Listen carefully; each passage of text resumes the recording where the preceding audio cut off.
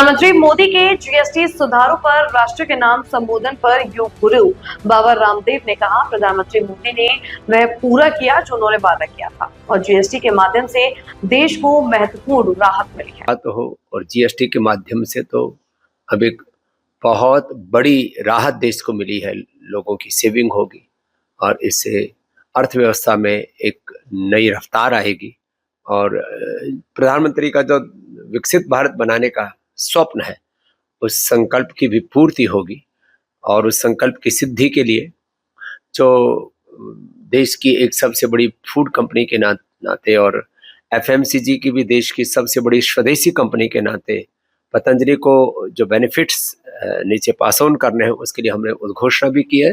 नीचे पूरे तंत्र को निर्देश भी दिए। वो सारे देश के उपभोक्ताओं को, ग्राहकों को लाभ मिलेगा क्योंकि हमारे लिए देश एक बाजार नहीं, हमारे लिए देश एक परिवार है।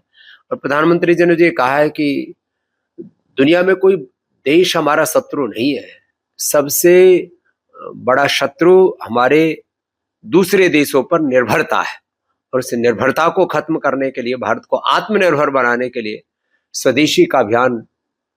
इस समय की सबसे बड़ी मांग है और उसके लिए खुद देश के प्रधानमंत्री जी आगे आकर के इस मिशन को बढ़ा रहे हैं। सारे देशवासियों को इसको का समर्थन करना चाहिए